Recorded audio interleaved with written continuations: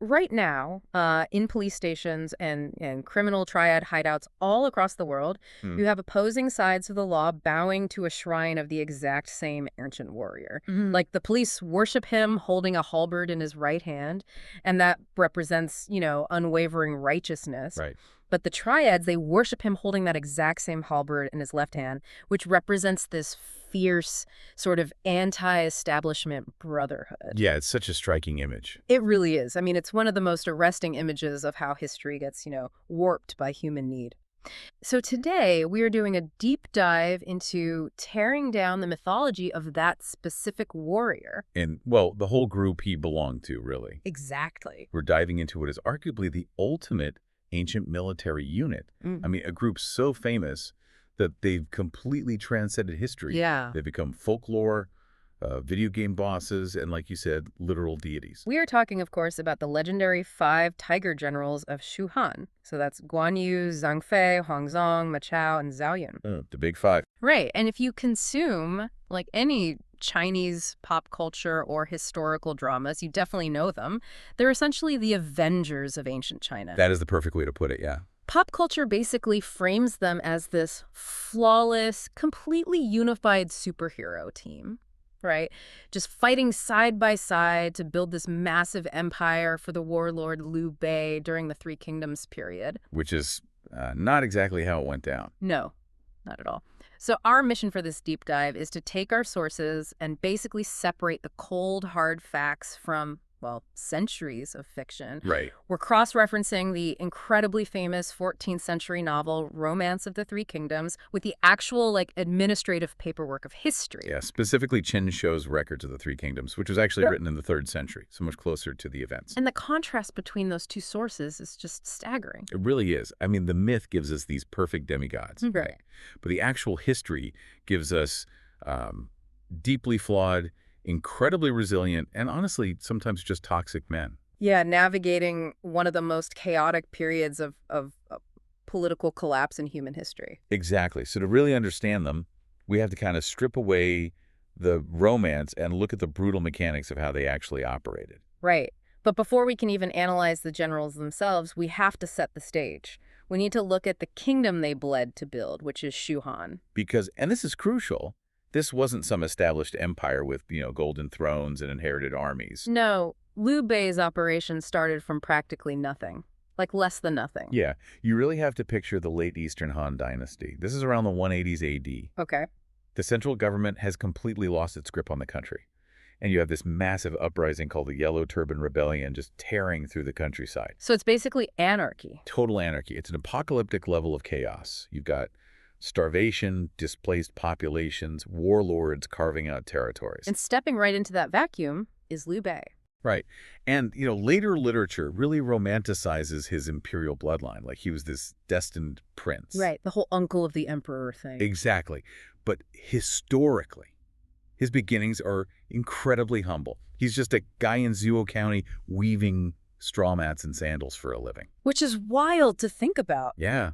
And he just decides one day to start a local volunteer militia to fight off these rebels. And the detail from the historical records that absolutely anchors this in reality for me is how that militia was funded. Oh, the horse merchants. Yes, it wasn't state-sponsored by the emperor. He didn't get a royal grant. It was bankrolled by local horse merchants. Right, business groups who just wanted their trade routes protected from bandits and rebels. It's so transactional. They were essentially mercenary peacekeepers trying to establish some sort of order in a really localized zone. Yeah, exactly. I look at Liu Bei's early days and I immediately see like a scrappy modern tech startup. Oh, that's a great analogy. Right, because he's this charismatic founder. He's hustling for angel investors, which are these local horse merchants. And he's operating out of the proverbial garage with just two incredibly loyal technical co-founders. Guan Yu and Zhang Fei. Exactly. And that startup analogy is a brilliant lens for this, particularly when you look at the culture of those three founders early on. Yeah, they were close, right? Close is an understatement. Oh. The historical records emphasize this intense, almost claustrophobic bond between the three of them. How so? Well, they shared the exact same room. They slept on the exact same sleeping mat every single night, and they ate from the same pot. Wow. Sleeping on the same mat is a level of early-stage corporate bonding you just do not see anymore. No, HR would definitely have something to say about that today. Right. And when Liu Bei had to act as the public face of the militia, sitting in meetings all day with officials or other warlords, Guan Yu and Zhang Fei functioned as his literal bodyguards, Just standing right behind him all day. just standing there, looming over him, projecting threat. But it wasn't a quick rise to an IPO for this startup. I mean, they were burning through resources and grinding for decades, right? Constantly on the run. Decades of brutal nomadic warfare. They are constantly losing battles. They're losing territory. They're having their families captured by rival warlords multiple times, actually. Which is just devastating. It is. But that core founder dynamic held them together. Over 20 years, they slowly scale up their operations, and they eventually managed to capture Jing province. Okay, we definitely need to pause and explain Jing province because the sources call it a strategic crossroads, but I feel like that really undersells it. It does. It sounds like a highway intersection. Right. To understand why holding Jing province was the ultimate turning point, you have to picture it as the ancient Chinese equivalent of the Panama Canal. That's a good way to look at it. It sat right in the middle of the continent, it was heavily populated, and crucially, it controlled the flow of the Yangtze River. Yeah, the Yangtze is the superhighway of the era. So whoever holds Jing province controls the movement of troops, trade, agricultural wealth, basically everything flowing between the north, south, east, and west. Precisely. And from that massive economic stepping stone, they're finally able to push westward into Yi province. Which is modern-day Sichuan and Chongqing, right? Correct. And this is a massive game changer for them because Yi province is essentially this huge, fertile basin that's totally surrounded by towering, impassable mountains. So it's a natural fortress. A massive fortress that can feed an army. Okay. And finally, after this grueling military campaign in Hansong against their huge northern rival Cao Cao, Liu Bei finally secures those outer mountain passes. And that's when he makes it official. Yeah. In 221 AD, he declares himself Emperor of Shuhan. So the scrappy garage startup actually pulled off a hostile takeover of an entire subcontinent. They really did.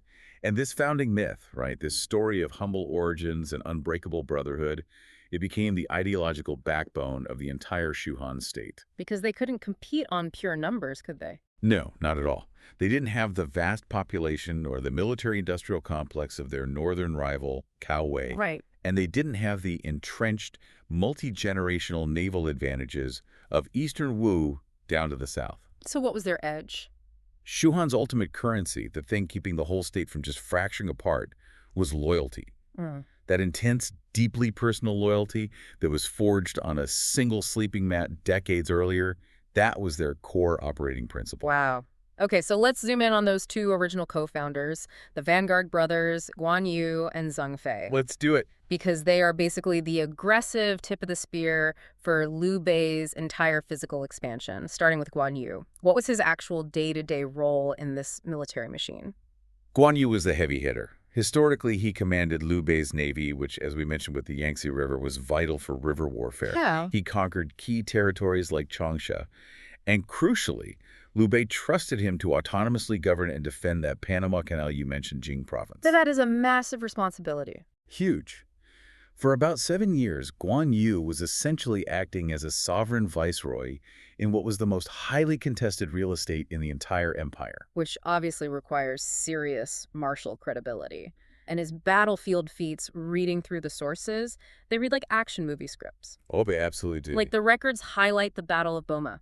Set this up for us, because Guan Yu had actually been temporarily captured by the rival warlord Cao Cao at this point, right? Yeah, it's a crazy situation. Cao Cao captures him, but treats him like absolute royalty. He showers him with gifts, gives him titles. He is desperately trying to recruit Guan Yu. Because he knows how good he is. Exactly. But Guan Yu's loyalty to Liu Bei is absolute. He tells Cao Cao, I'm going to leave and go back to my brother. But he wants to repay the debt first. Right. He feels bound by honor to repay Cao Cao's kindness before he dips out. Yeah. So during this massive siege of Boma, Guan Yu is riding with Cao Cao's forces, and he spots the parasol of the enemy commander, Yan Liang, way across the battlefield. Just like his command umbrella. Yeah, the command parasol. It was a highly visible marker on an ancient battlefield, so troops knew where their general was. Okay, so he sees the target. And the mechanics of what he does next are just astonishing when you consider how ancient warfare actually works. Right, because An enemy commander isn't just standing out in the open alone. Exactly. A commander like Yan Liang is surrounded by concentric rings of heavy infantry, spearmen, elite bodyguards. It's a wall of humanity. So what does Guan Yu do? He doesn't order a tactical flanking maneuver. He doesn't soften them up with archers. He personally charges his horse directly into the mass of the enemy army. And alone. Alone.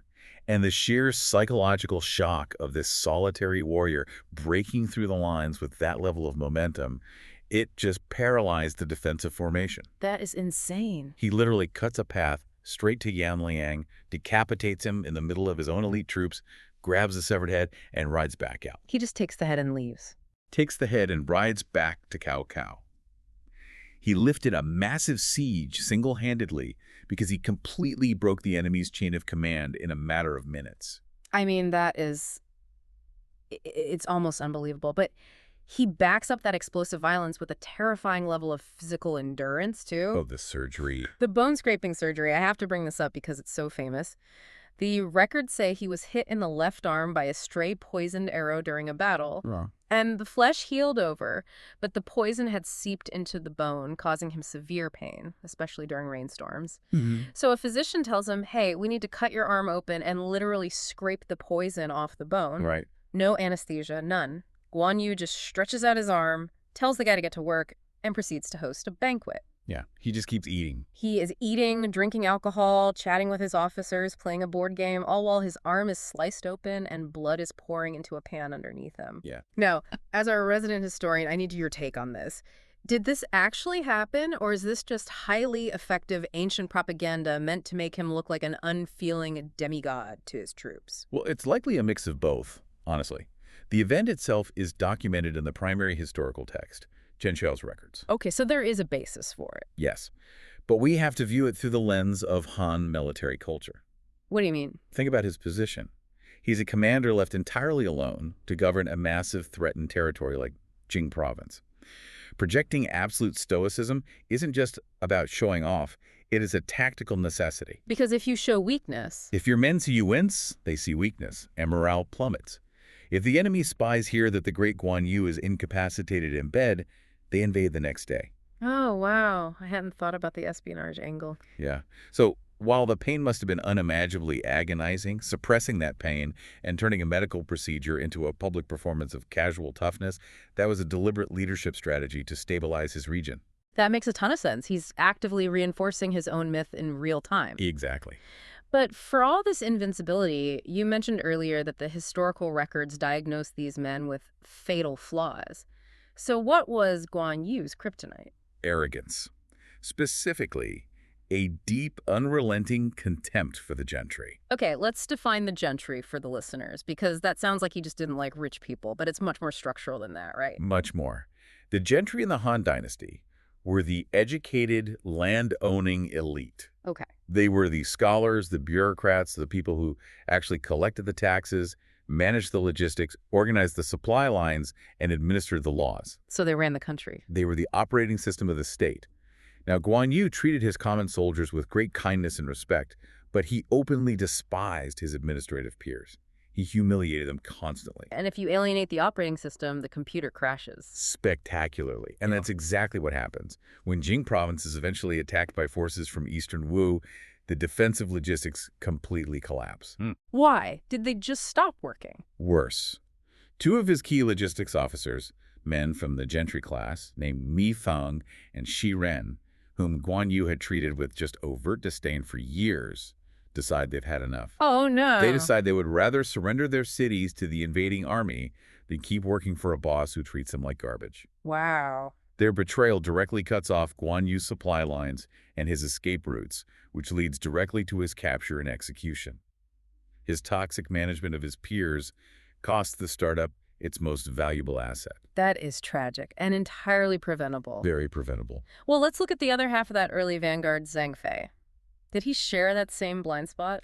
Interestingly, Zhang Fei had the exact inverse problem. Really? Yeah. He deeply respected the educated gentry and the scholars. He loved them, but he was incredibly brutal and heartless to his own rank-and-file soldiers. Okay, before we get to his downfall, Let's talk about what made him so indispensable to Liu Bei. What was his specific military role? His role was securing the geographical foundation for the state. He conquered Ba Commandery, sweeping through the cities of the Sichuan Basin. He was a master of vanguard expansion. And his defining historical moment, the one everyone knows, happens at the Battle of Changban. Oh yeah, this is a masterclass in psychological warfare. Set the scene for us. So Liu Bei's forces are completely routed. It's a disaster. They are fleeing in terror from Cao Cao's elite cavalry, which is just pursuing them relentlessly. Right. Zhang Fei is tasked with acting as the rear guard. So he orders a small bridge over a river to be destroyed, just to create a physical bottleneck. Okay, smart. Then he stands completely alone on his horse at the riverbank, facing down this massive pursuing army. Alone, again. Alone, and he just shouts at them, "I'm Zhang Yi. You can come forth and fight me to the death." See, I've always struggled with this image. Why does an entire highly trained army stop for one guy yelling at a broken bridge? Just shoot him with arrows. It sounds absurd, right? But ancient warfare is heavily dictated by information asymmetry. You have to look at it from the perspective of Cao Cao's commanders. Okay, what are they seeing? They see a destroyed bridge, which means if they want to cross, they have to wade through the water, which slows their troops down and breaks their defensive formations. Right, they'd be sitting ducks. And standing on the other side is a man whose reputation for extreme violence is legendary, and he is acting supremely confident. Oh. The only logical conclusion a seasoned commander could draw is that Zhang Fei is bait. They assume there is a massive concealed ambush waiting in the woods right behind him. So it's a massive bluff. A total bluff. But the sheer audacity of his stand terrified them into halting their pursuit, which bought Liu Bei the time he needed to escape. That is brilliant. But as you mentioned, that audacity on the battlefield doesn't translate to good leadership behind closed doors. You said he was brutal to his own men. He was a tyrant to the rank and file.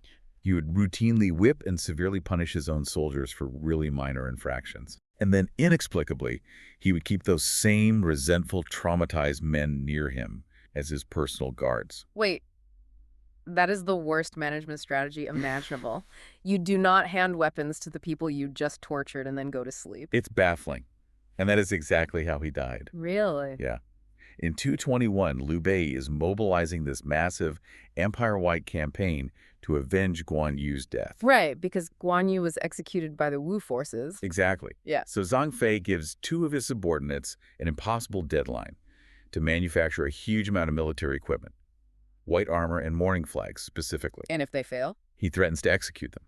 So knowing they will inevitably miss the deadline and be killed, these two officers sneak into Zhang Fei's tent while he is sleeping. Wow. They assassinate him, cut off his head, and defect to the enemy. So the two original technical co-founders, the guys who started in the garage, are completely undone by their own toxic character traits. Yeah, they couldn't scale their leadership styles. Guan Yu couldn't manage laterally, and Zhang Fei couldn't manage downwards. Which naturally forces Liu Bei to evolve, because as the startup scales into a true geopolitical state, that original garage brotherhood just isn't enough to secure thousands of miles of borders. No, it's not. He has to bring in seasoned external executives. Right, which brings us to the mid-game powerhouses, Huang Zhong and Ma Chao. Let's start with Huang Zhong. I always picture him as like the late career athlete who everyone assumes is washed up. You know, he's been bouncing around different regional teams, just collecting a paycheck. And suddenly he comes off the bench for Liu Bei and completely dominates the playoffs. That captures his trajectory perfectly. Huang Zhong was an elderly veteran who surrendered to Liu Bei relatively late in life. Was he respected initially? Sort of, but he wasn't considered top tier. But Liu Bei recognized his tactical brilliance and tasked him with securing Shu Han's most volatile frontier, the northern border against Cao Cao. And he cements his legacy at the Battle of Mount Dingjun, right? The records describe this as a massive upset. It is a brilliant piece of battlefield geometry and timing. Walk us through it. So it's the year 219. Liu Bei's forces are locked in this grueling, prolonged stalemate against a highly experienced enemy commander named Jiao Yuan. Okay, so nobody's moving. Right. So Liu Bei decides to force a mistake. He sets fire to the enemy's outer defensive fences at night, causing total chaos in their camp. Nice. Xiahou Yuan reacts by splitting his elite forces to go put out the fires and repair the perimeter. Which dilutes their defensive line at the center. Exactly. Yeah. And waiting at the top of the mountain is the elderly Huang Zhong. Just watching this happen. Just watching. And when the time is right, he doesn't just attack. he orchestrates a psychological break. Ow. Accompanied by deafening war drums and these terrifying shouts from his men, he leads a downhill charge. Oh, wow. The physical momentum of heavy infantry charging down a steep incline, combined with that auditory shock in the middle of the night, it completely shatters the veteran enemy troops. They just break. They break. And Huangzong personally slays the elite commander Xia Huyuan in the rout. An old man killing one of Cao Cao's best generals. It's an incredible victory. But reading the sources, it immediately causes friction in the boardroom, so to speak. Oh, massive friction. Because Liu Bei wants to reward this huge win, which leads to some serious title inflation. Right. So Liu Bei decides to promote Huangzong to the rank of General of the Rear. Which means what exactly? Administratively, it placed this elderly newcomer on the exact same tier as the original founder, Guan Yu. Oh, I can see where this is going. Yeah. Zhu Zhiliang, who is Liu Bei's brilliant chief strategist, he immediately flags this as a disaster. He warns Liu Bei, saying, Huangzong's fame is far from that of Guan Yu. Meaning Guan Yu is going to throw a fit. Precisely. Zhu Zhiliang knows that Guan Yu, stationed far away in Jing province with his massive ego, will be deeply insulted to be equated with a guy he views as a washed-up surrenderer. It's so funny to think of these legendary blood-soaked warriors getting furious about the corporate org chart. It's all about status. Right. But Liu Bei pushes the promotion through anyway, so that's the veteran bringing in results. But what about Ma Chao? Because if Huangzong is the late career athlete, Ma Chao feels like a former rival CEO whose company went bankrupt, and now you're forced to give him a seat on your board. That is a very apt description. Right. He is highly capable, but he brings a terrifying amount of baggage with him. He was a warlord in his own right. He was nicknamed Ma Chao the Splendid because he wore this magnificent armor and had incredible martial skill. Where did he come from? He came from a prominent military family in the Northwest, and he had actually led a massive coalition army in open revolt against Cao Cao earlier in his career. So he was a major player. A huge player. But he suffered a crushing defeat that resulted in Cao Cao executing his entire extended family. Oh, God. Yeah. So he bounces around as a mercenary for a while before finally defecting to Liu Bei. And his military role for Shu Han became crucial, guarding the volatile northwestern border. And his toughness is right up there with Guan Yu's bone surgery, isn't it? The sources note an incident from earlier in his career that just blew my mind. The arrow in the foot. Yes. He is shot in the foot by a stray arrow mid-battle, and he doesn't call for a medic. He doesn't retreat. No, he just wraps the bleeding foot in a leather pouch, shoves it back into the stirrup, and continues fighting until the battle is won. He is just a force of nature. He really is. His reputation for violence was so profound it functioned as a geopolitical weapon all on its own. How so? Well, when Ma Chao finally defects to Liu Bei is in the middle of this prolonged, really frustrating siege of Chengdu. He's trying to force the local governor to surrender, but it's dragging on for months. Okay. So Liu Bei simply sends Ma Chao to the front lines. And within 10 days of Ma Chao parking his troops beneath the city walls, the psychological weight of his reputation causes the defenders to break. The city surrenders almost immediately. He didn't even have to fight. He just stood there menacingly. The aura of the man was tangible. That's incredible. But his true strategic value for the state went far beyond just swinging a weapon or intimidating people. Yeah. Ma Chao had massive cultural capital. In the Northwest. Yes. He had lived among the ethnic minorities of the Northwest, Oh. specifically the Kang and Day tribes, Okay. and they deeply, deeply respected his martial prowess. So by placing Ma Chao on that specific border, Liu Bei didn't just get a general, he bought an entire geopolitical buffer zone. Oh, because the tribes wouldn't attack him. Right. The local tribes wouldn't raid Shu Han territory simply out of deference to Ma Chao. So the startup has really evolved at this point. You have the aggressive vanguard expanding territory in the east and south, and you have these massive powerhouses securing the northern and northwestern borders. Exactly. The borders are locked down. But, as any historian will tell you, expanding your borders means absolutely nothing if your headquarters is vulnerable. Which brings us to the fifth and final tiger. Zhao Yun. Zhao Yun, the guardian of the center. What was his actual job? His primary military role was leading Liu Bei's elite royal guards. He was responsible for ensuring the physical safety of the royal family and maintaining internal security in the capital. And he is arguably the most heavily romanticized figure of all five of them, right?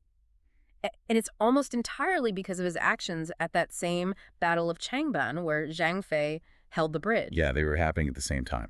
While Zhang Fei was shouting at the river, Zhao Yun was deep behind enemy lines doing something completely different. Set this up for us because this is legendary. So as we said, Liu Bei's forces were shattered and scattered by Cao's cavalry. The retreat was so chaotic that Liu Bei's family was actually left behind in the encirclement. Which is a disaster. A total disaster. Zhao Yun realizes this, turns his horse around, and rides back into the mass of enemy troops. Alone. Sensing a theme. Yeah. Alone. He locates Liu Bei's infant son, the Crown Prince Liu Shan, and he literally straps the baby into his breastplate armor. And then he fights his way out, single-handedly slaying dozens of enemy warriors to break the encirclement and return the heir safely to Liu Bei. The legend says he did it all without the sleeping baby even waking up. Yeah, that's what the Romance of the Three Kingdoms claims. Which, as a parent of a toddler, is the only part of this entire deep dive I find historically implausible. Fair enough. But listen, I want to push back on Zhao Yun's legacy here, because in the novels, in the video games, in the cultural memory, he is this unmatched tactical genius and invincible frontline warrior. Right. But if we look at his actual historical job description head of the Royal Guard, wasn't keeping him in the capital a massive waste of his talents? Like, why wouldn't Liu Bei send his best fighter out to conquer provinces like Guan Yu? It's a very common modern critique, viewing his role as just a glorified bodyguard. Yeah. But we have to fundamentally reframe that assumption based on the political reality of the Han Dynasty's collapse. What do you mean? This was an era defined by constant betrayal, shifting alliances, and sudden assassination. I mean, we just talked about how Zhang Fei, a top-tier commander, was murdered in his sleep by his own men. Right. In that environment, entrusting the physical life of the ruler and the sole heir to the empire to one man isn't a benching. It is the highest possible honor. Zhao Yun was the ultimate failsafe. Think about it. If a border general loses a battle, you lose some land. If the center falls to a coup or an assassination, the entire state ceases to exist. Oh, that completely flips the perspective. He's not just a bodyguard, he is the director of national security. Exactly. And the historical records show he was uniquely wired for that level of trust because he was incredibly professional, which was incredibly rare. You mean compared to Guan Yu and Zhang Fei? Compared to everyone, there is a highly illustrative anecdote about his character in the records. Let's hear it. During a battle, Zhao Yun captures an enemy officer named Xia Hulan. Now, it turns out Xia Hulan is an old childhood friend from Zhao Yun's hometown. Oh, wow. Small world. Right. So Zhao Yun goes to Liu Bei and successfully pleads for his friend's life to be spared. Okay, that's nice of him. But, and this is the crucial part, instead of bringing Xia Hulan into his own military inner circle or giving him a cushy staff job on his own team, Zhao Yun recommends him for a civilian legal post, knowing the man had a background in law. Interesting. So he doesn't hire him. Right. Zhao Yun explicitly kept their personal friendship strictly separate from state business. Wow. In an era completely built on nepotism, warlord favors, and corrupt patronage, that kind of cautious, rigid professionalism is exactly what you require in the man guarding the capital. That makes total sense. Okay, so we've walked through the epic feats and the military roles that earned these 5 men the 5 Tiger Generals moniker. We have the fiercely loyal but arrogant Guan Yu, the brutal vanguard Zhang Fei, the veteran Hong Zhang, the terrifying warlord Ma Chao, and the stoic professional Zhao Yun. The complete set. But we promised at the beginning to look at the cold, hard administrative paperwork. Let's open the HR file on the 5 Tiger Generals. What does it actually say? Well, the HR file is completely blank. Wait, what? Because the title 5 Tiger Generals never historically existed. I love bursting a historical bubble. Yeah, historically, Liu Bei never assigned that specific moniker. Right. It is completely absent from the primary documents. So what were their actual titles? What actually happened was in 219, after winning that Hanzong campaign and declaring himself king of Hansong, Liu Bei appointed his top commanders to equal directional military ranks. Directional. Yeah. Guan Yu was appointed general of the front, Zhang Fei was general of the right, Huang Zhong was general of the rear, and Ma Chao was general of the left. And where does Zhao Yun fit into that? Zhao Yun was later appointed general of the center. Okay, so front, right, rear, left, center. Where did the tiger thing come from? Decades later, when the historian Chen Shou is compiling the records of the 3 kingdoms, he decides to group the biographies of these 5 specific men into a single chapter, volume 36. Why them specifically? He grouped them together purely based on those matching parallel directional titles and their undeniable status as Liu Bei's most vital commanders. So Chen Shou makes an archival grouping for the sake of organizing a history book. Right. And then, over 1,000 years later, the author of The Romance of the Three Kingdoms looks at volume 36, sees these 5 awesome warriors grouped together, and says, let's call them the 5 Tiger Generals. That is fantastic branding. Exactly. It was a 14th century literary invention based on a 3rd century archival filing choice. That is wild. But this isn't just a fun trivia fact, is it? It's actually the subject of a pretty heated debate among modern historians. Oh, definitely. Because some argue that grouping them together at all, even in the historical archives by Chen Shou, is fundamentally bad history. Yes. Look at the argument from Kaiyu Luo of Sichuan University.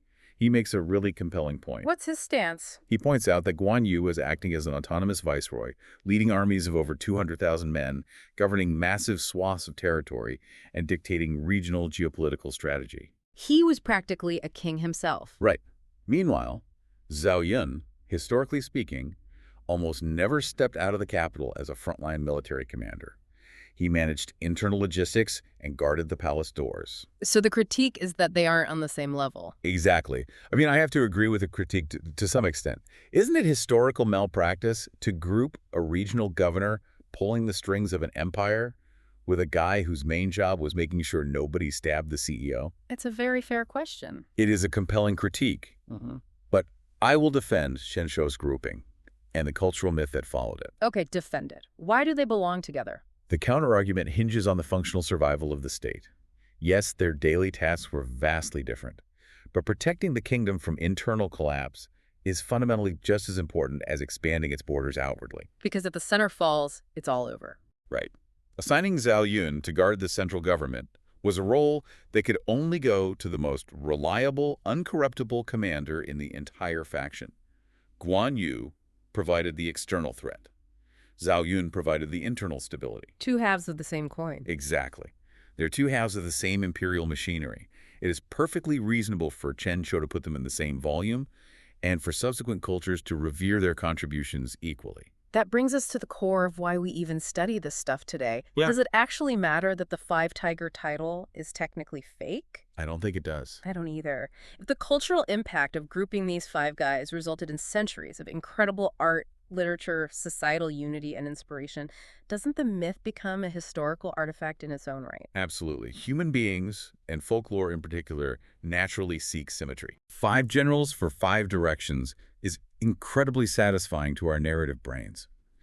The myth of the 5 Tiger Generals took a deeply messy, decades-long, brutal political struggle filled with toxic management and betrayals, and streamlined it into a neat, easily digestible superhero team. It gave society clear archetypes to admire. We have loyalty, bravery, redemption, power, and stoicism. They functioned as the claws and teeth of Liu Bei's ambition in life, and they function as a mirror for society's values in death. Which brings us back to where we started, and the final thought I want to leave everyone with today. Yeah.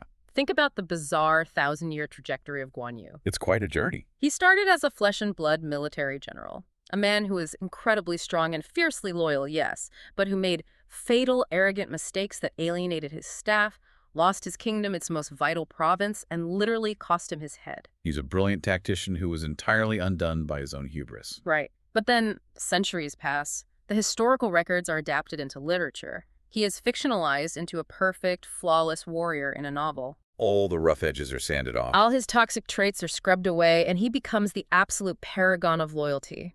The myth grows so large, so resonant, that the literature transcends into religion. He is literally deified. And today, as we mentioned at the start, he is fervently worshipped by both police officers and the criminal triads they were trying to arrest. The irony is staggering. The man who couldn't manage his own officers is now the patron saint of brotherhood for both sides of the law. It really forces you to look at your own relationship with history, doesn't it? It does. It makes you ask, what does it say about humanity that a real, breathing, flawed person can completely escape the facts of their actual life to become a totally blank canvas? A canvas for whatever values a society desperately needs to project at any given moment. Exactly. It makes you wonder. The leaders, the innovators, the cultural icons we idolize today, when the messy realities of their lives are scrubbed away by time, what kind of tiger general myths will people be worshiping 1,000 years from now?